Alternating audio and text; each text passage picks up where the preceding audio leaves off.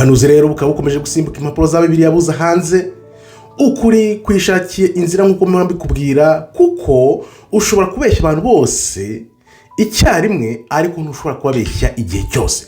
Nabyo nkubwira nti ubuhanuzi bwa Irani kiriya gihugu cyakoresha kugira ngo ubwoko bw'Imana busubire iwabo, none dore niko bigenze nanone.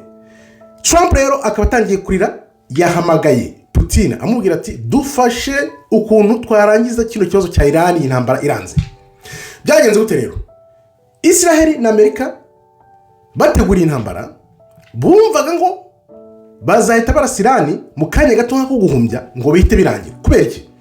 Barabanje bateza akaduruvayo, imyivumbagatanyo mu bantu, kumwe bakora nyine bagafata abantu bakigomeka ku butegetsi, bamara kwimika ku butegetsi bakikwiza imihanda. Byarabaye amamiliyoni n'amamiliyoni ajya mu mihanda, ariko bibagirwa ko Irani burya abaturage bayo n'umwe.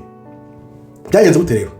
Baravuze bati niturasa umuyobozi wawe w'ikirenga ayatora, noneho n'abasirikare bakuru byose bizahita bigwa hasi. Nimara kugwa hasi abantu bikwiza imihanda, nimara kwikwiza imihanda ubutegetsi buzaburangiye. Happy baribeshye cyane kubera ko bakimara kubikora, ahubwo Irani kubera ko yari yarabiteguye igihe kirekire cyane kuva muri ya ntambara y'1979 yahise irarasa nayo ubutitsa. Bararebye rero baravuga bati tugiye kubigenza gute? Ni Putin wenyine usigaye twabaza kugira ngo badufashe kurangiza kino kibazo.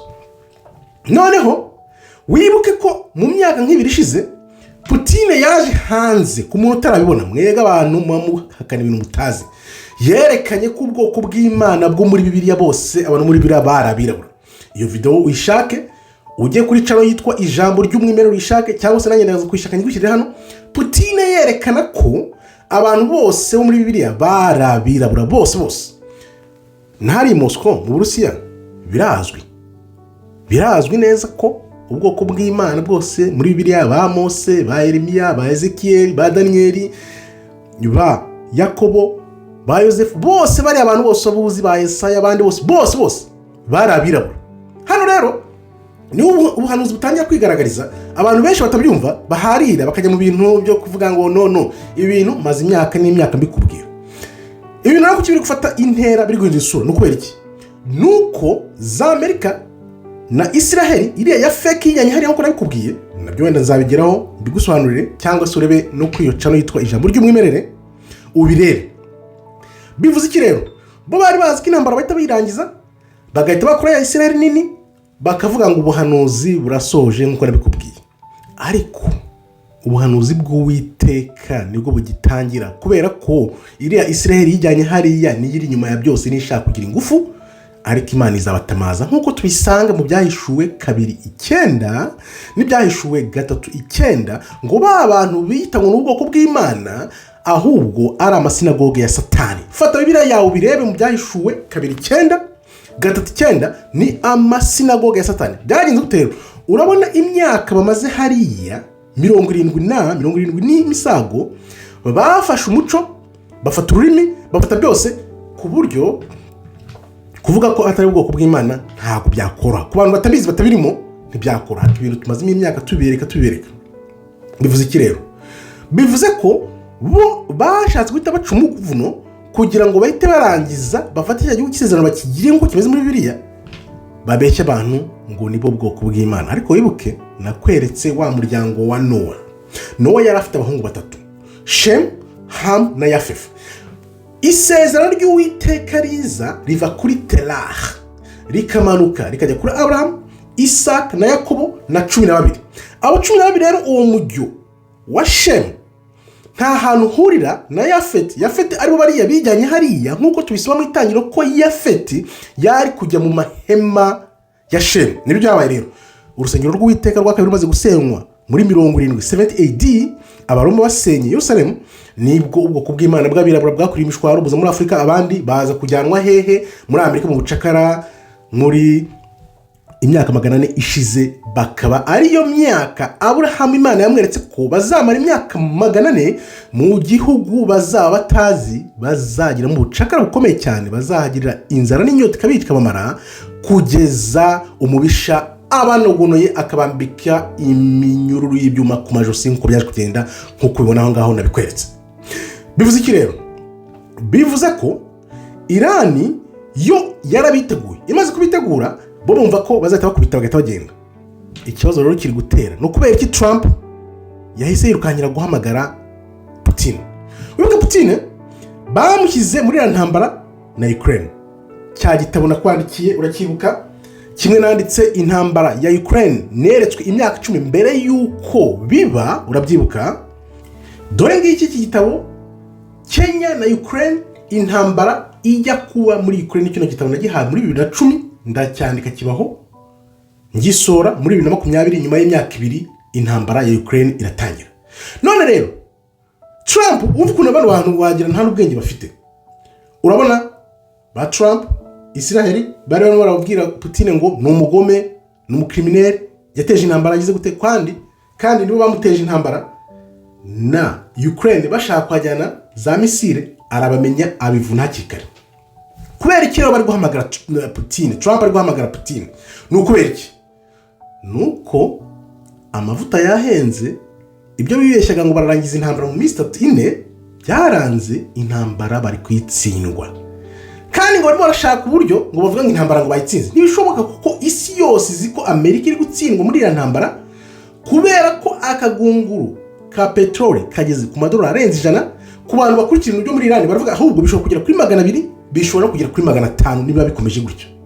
Ni ukuvuga ngo rero uriya muyobozi w'ikirenga mushyashya bashyizeho muri Irani, umuhungu wa Khamenei Ayatollah, ni ukuvuga ngo we nta kuntu bakwica se ngo abirebere ngavuga ngo intambara irahoshe. Ni ukuvuga ngo Putin nawe naza kuvuga ngo iyo ntambara ni hoshe, nawe arabameze nk'uri kubagambanira kubera ko bishe se bazi ubuyobozi bwose bizabugwa ntibyaba. Bivuze ngo ya mato yanyuraga muri uriya muhora wa Hormuz yari amato arenga wenda byibuze nk'ijana nangahe ku munsi. Ubu byibuze mu minsi ishize ari kugera ku mato 50 gusa. Baravuze bati ubwato buzakinisha kuhanyura tuzaburasa uko buzabumeze kose. Niyo mpamvu rero ibiciro biri kuzamuka kuri za station za essence muri za Amerika, cyane cyane muri Ohio, ahandi hano hose ibiciro biri kuzamuka. None abaturage bakavuga bati ibintu ni biki, kandi isi yose izi ko Amerika na Isiraheli nambara bari kuyitsindwa rero. None rero bari gushaka iki?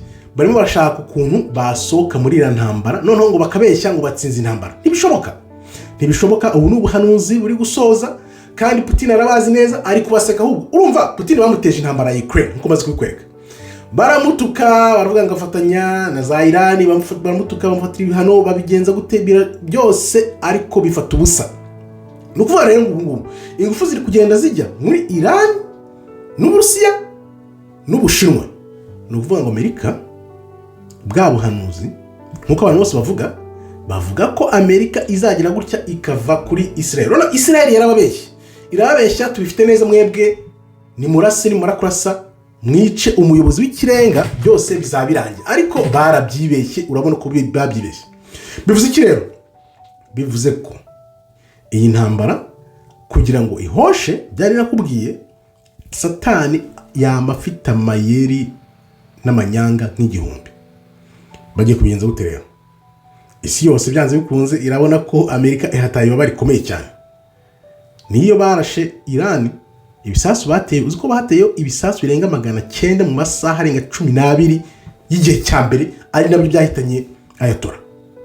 Urumva ni gute umuntu yakurasa gutyo kandi nawe ufite imbaraga zo kwihagararaho no kwirinda, akakubesha ngo tugire imishyikirano? Waba ushyikirana n'iki uwo muntu umaze kukwicira abantu nk'abo ngabo? Bivuga gute? Ubu ufitiye umugambi wo kukurimbura. Buriya Amerika, Isiraheli njye nzi ukuntu batekereza.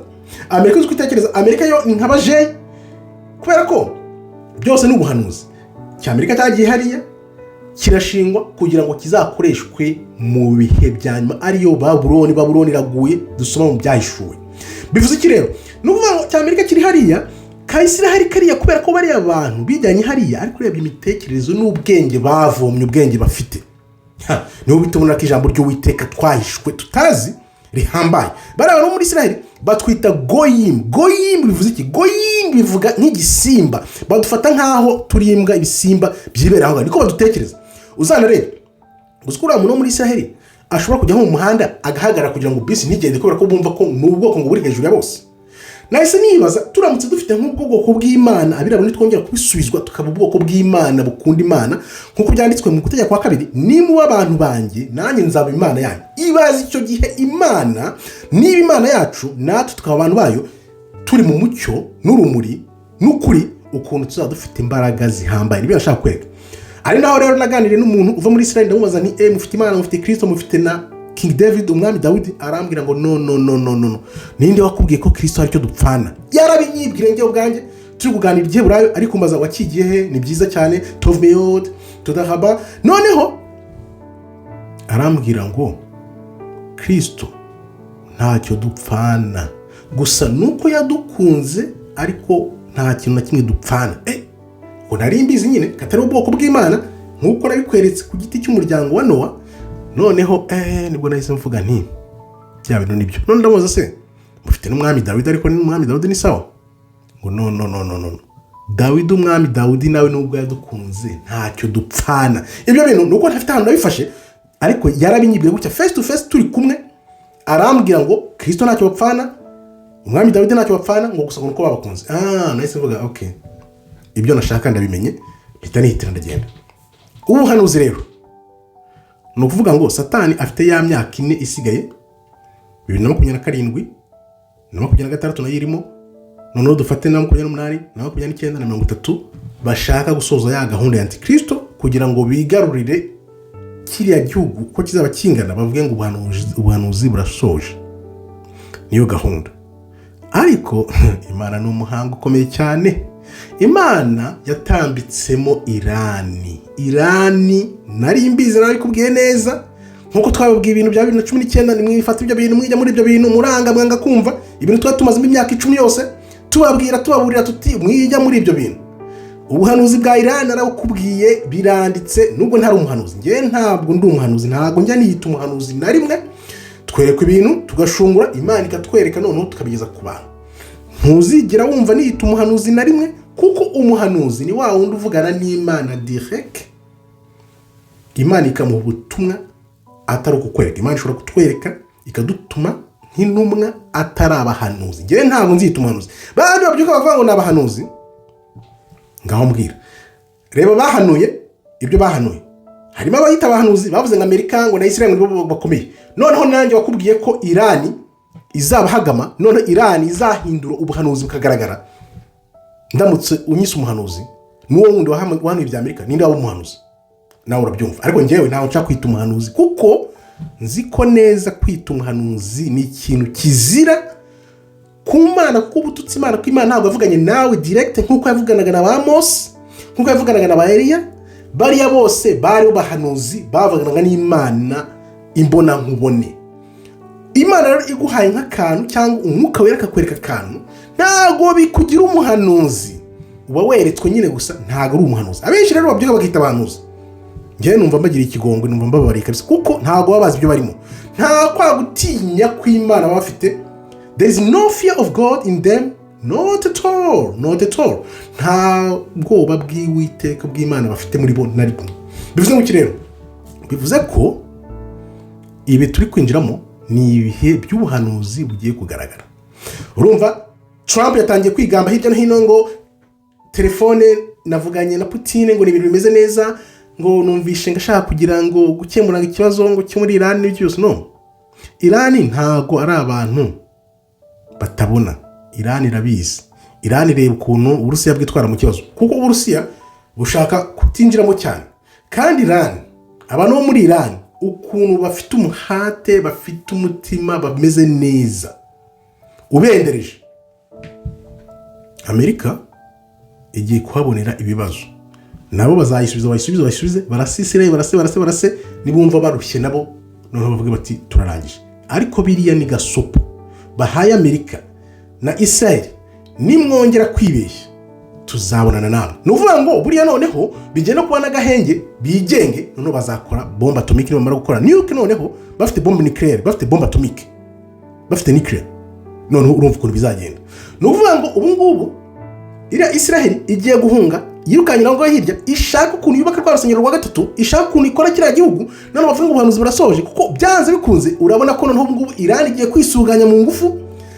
Amerika n'Uburusiya nubwo bari mu biganiro bavuga ngo rero ukuntu iyo ntambara twayisoza, ni ukuvuga Uburusiya buzakwepa Amerika isange isigaye yonyine, noneho Amerika ive kuri Isiraheli. Nk'uko abantu muri Amerika benshi babihwihwisa banabivugaga, bavuga ko Amerika izageraho igata iriya Isiraheli igasigara ari yonyine. none bareba abantu bijyanye hariya ibihano by'Imana bikababona, tukareba uko bazabigenza.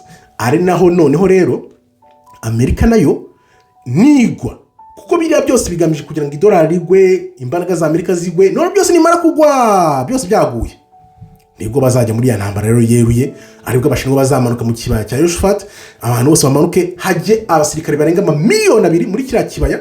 ari intambara zamye zibera kera muri Bibiliya.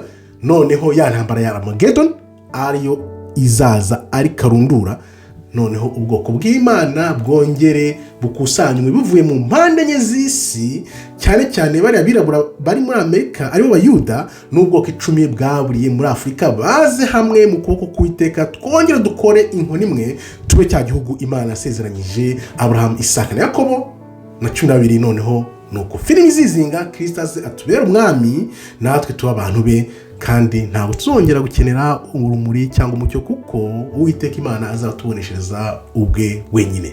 nuko rero ubuhanuzi buteye, ubundi twakomeza tubabwira ukuntu ibintu bimeze, maze uve ibuzimu uzi umuntu, ukanguka uhumuke, ushakisha ukuri, kuko ukuri kubohora imbohe. nkambashimiye rero, Imana ikomeze ibarinde. Shalom shalom, todaraba tov meyo.